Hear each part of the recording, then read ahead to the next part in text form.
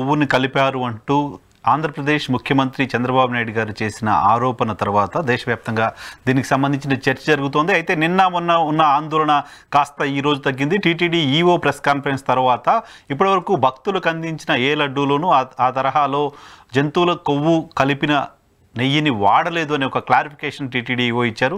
4 ట్యాంకర్లు అడల్ట్రేషన్ జరిగినట్లుగా గుర్తించి వాటిని టెస్ట్కి పంపించాం. మిగతా 6 ట్యాంకర్లకు సంబంధించిన నెయ్యిని మాత్రమే ఉపయోగించాం. వాటిలో ఎలాంటి అడల్ట్రేషన్ లేదు అనే సర్టిఫికేట్ ఆయన ఇస్తున్నారు. కాబట్టి శ్రీవారి భక్తులు ఎవరు ఆందోళన చెందాల్సిన అవసరం లేదు. అయితే ఇది కేవలం 2 పార్టీలకు సంబంధించిన వ్యవహారంగా ఉండకూడదు. అన్ఫార్చునేట్లీ 2 పార్టీలకు సంబంధించిన వ్యవహారం ప్రభుత్వం ప్రతిపక్షానికి సంబంధించిన విమర్శలు ప్రతి విమర్శల కోణంలో పోర్ట్రేట్ అవుతోంది. కానీ కోట్లాది మంది హిందువులు, కోట్లాది మంది శ్రీవారి భక్తులు కేవలం తెలుగు రాష్ట్రాల్లోనూ భారతదేశంలోనే కాదు ప్రపంచవ్యాప్తంగా ఉన్న శ్రీవారి భక్తులకు సంబంధించిన మనోభావాలకు సంబంధించిన అంశం.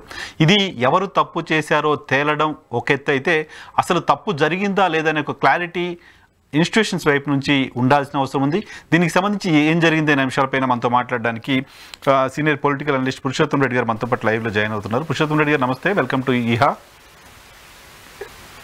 నమస్తే వైనా గారు. ఏంటి సార్ మీ ఫస్ట్ కామెంట్ ఏంటి అసలు ఈ మొత్తం వ్యవహారం పైన? ఈరోజు కీలకమైన 2 ప్రెస్ మీట్లు. ఒకటి కార్యనిర్వహణాధికారి శ్యామలరావు గారి కాన్ఫరెన్స్, పెను వెంటనే మాజీ ముఖ్యమంత్రి జగన్మోహన్ రెడ్డి గారి ప్రెస్ కాన్ఫరెన్స్. ఈ రెండిట్లో ఒక సంతృప్తి కలిగే అంశం, ఒకటి పరిష్కారం ఎటువైపు వెళ్తుందో కూడా తెలియని పరిస్థితి. మూడోది కూడా మనం మాట్లాడుకోవాలి. వివాదాల కేంద్రంగా ఉండే రమణ దీక్షితులు కూడా స్పందించాడు ఈరోజు. ఆయన కూడా తన స్పందన తెలియజేశాడు. అయితే శ్యామలరావు గారి ప్రకటన ద్వారా మీరు ప్రస్తావించినట్టు భక్తులు ఒక చిన్న ఆందోళన, భవిష్యత్తులో గతంలో ఏమన్నా ఇట్లా కలిపేశారా, తినేసామా, సెంటిమెంట్ తో కూడుకున్న విషయం కదా ఆరోగ్యం కన్నా. కాబట్టి అది దాంట్లో క్లారిటీ వచ్చింది. అంత స్పష్టంగా చెప్పిన ఈఓ గారిని అభినందించాలి. రెండో అంశం, నాకు మాజీ ముఖ్యమంత్రి గారి ప్రెస్ కాన్ఫరెన్స్ తర్వాత నాకు అర్థమైందంటే ఈ సమస్య న్యాయస్థానాల జోక్యంతోనే పరిష్కారం అవుతుందేమో అనిపిస్తుంది నాకు. ఎందుకంటున్నానంటే 2 పార్టీలు పట్టువిడులు పోవట్లేదు. అంటే ఎవరిది తప్పు ఎవరి తప్పు అనేది నేను చెప్పదలుచుకోలేదు. కానీ ముఖ్యమంత్రి గారు ఈ మొత్తానికి కారణం జగన్మోహన్ రెడ్డి గారి ప్రభుత్వం, అక్కడ అధికారులు కూడా లేదు, ఆ స్థాయి దాటిపోయి జగన్ కారణం అని ఆయన ఈయన మొత్తం టాపిక్ ని డైవర్ట్ చేసే క్రమంలో దీని కూడా వాడుకుంటున్నాడు అని మాజీ ముఖ్యమంత్రి గారు చెప్తూ ఇద్దరికి లెటర్లు రాస్తాను, నేను చీఫ్ జస్టిస్ ఆఫ్ ఇండియాకి లెటర్ రాస్తాను, అదే విధంగా భారత ప్రధానమంత్రి కూడా రాస్తాను అన్నారు. మీ గమనంలో ఉంటే రమణ దీక్షితులు గారు అంటే 2019 ముందు చంద్రబాబు గారు అధికారంలో ఉన్నప్పుడు ఒక తీవ్ర ఆరోపణ చేశాడు. పింక్ డైమండ్ మరియు అది విజయసాయి రెడ్డి గారు టర్న్ తీసుకుంది, ఆలయంలో తవ్వకాలు జరుగుతున్నాయి, గుప్త నిధుల కోసం తవ్వకాలు జరుగుతున్నాయనే మాట కూడా అప్పుడు ఆయన మాట్లాడారు. ఆయన పైన సస్పెండ్ చేశారు. అవన్నీ జరిగినప్పుడు పెద్ద వివాదం జరిగినప్పుడు మాలాంటి వాళ్ళు ఏం చెప్పామంటే రమణ దీక్షితుల మాటలకి విలువ లేకపోయినా ఆయన ఉన్న ప్లేస్ కి విలువ ఉంది. ఎందుకంటే ప్రధాన అర్చకుడుగా దశాబ్దాల పాటు ఉన్నాడు కాబట్టి మీరు విచారణ ఆదేశించి ఇది లేదని తెలిస్తే పర్ఫెక్ట్ గా ఉంటుంది.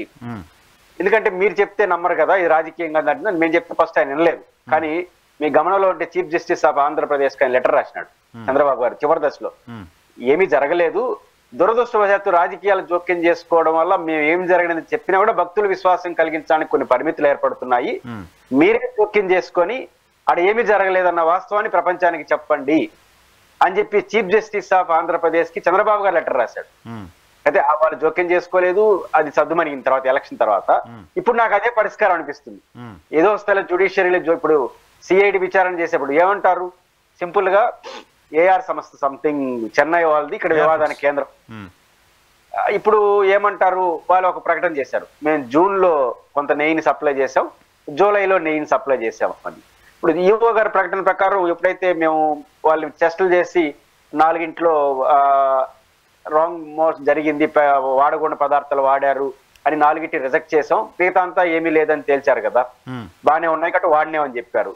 కాబట్టి ఇప్పుడు 4 ఎప్పుడు వచ్చినాయి, జూలై 4వ తేదీ, జూలై 4వ తేదీ ఎప్పుడు సప్లై చేశారట వాళ్ళు, 6-12 సంథింగ్ సప్లై చేశారు. మళ్ళీ 12వ తేదీదో వీళ్ళు చేశారు. జూలై అంటే మళ్ళీ ఎవరి ప్రభుత్వం, మామూలుగా నాకున్న అవగాహన మేరకు ఒక 2 వారాల నుంచి 1 వారం లేదా 10 రోజుల వరకు నెయ్యి ట్యాంక్ తెచ్చుకుంటారు ఇన్ అడ్వాన్స్. అంటే మరీ నెల 2 నెలలు 3 నెలలు తెచ్చుకోవడానికి ఏర్పాట్లు కూడా లేవులే. రోజుకి 15 టన్నులు అంటే 10 రోజులు అంటే 150 టన్నులు అయిపోతాయి. ఆ సిస్టమ్ కూడా లేదు కాబట్టి 10 రోజులకి అయ్యేట్టుగా ముందస్తు తెచ్చుకుంటారు. అంటే జూలైలో సప్లై చేశారంటే అర్థం ఈ గవర్నమెంట్ వచ్చిన తర్వాత సప్లై చేసినట్టే కదా. కాబట్టి మీరు వచ్చినప్పుడు సప్లై చేస్తే మాకేం సంబంధం అని రేపు నుంచి అంటారు. ఒకవేళ దీంట్లో చంద్రబాబు గారు చెప్పినట్టుగా గుజరాత్ వాళ్ళు పంపిన టెస్ట్ ఇప్పుడు ఈఓ గారు చెప్పారు కదా, గుజరాత్ పంపించాం, దాంట్లో ఒక 4 ఇంట్లో ఏదైతే చంద్రబాబు గారు చెప్పిందని ఉటంకిస్తూ చెప్పారు ఆయన. ఇది ఇట్లాంటి ఉన్నాయి, దాన్ని రిజెక్ట్ చేస్తామని చెప్పారు, కేసు కూడా పెడతాం, అవసరమైతే ఫైన్ కూడా వేస్తామని చెప్పారు. ఇప్పుడు అది ఇప్పుడు అది రుజువు అయిందని తెలుగుదేశం పార్టీ ఇప్పుడు మాట్లాడుతుంది, ఈఓ గారు చెప్పారు కదా అనేసి. దీనికి వీళ్ళేం చెప్తారు, అసలు 4వ తేదీ ఫస్ట్ వీక్ లో వస్తే, మీ ప్రభుత్వం వచ్చి నెల తర్వాత వస్తే మాకేం సంబంధం నీళ్ళు అంటారు. తేలినా కూడా పరిష్కారం అయ్యే పరిస్థితి లేదు, టెస్టుల్లో తేలినా కూడా పరిష్కారం. అప్పుడు ఇంకా విచారణ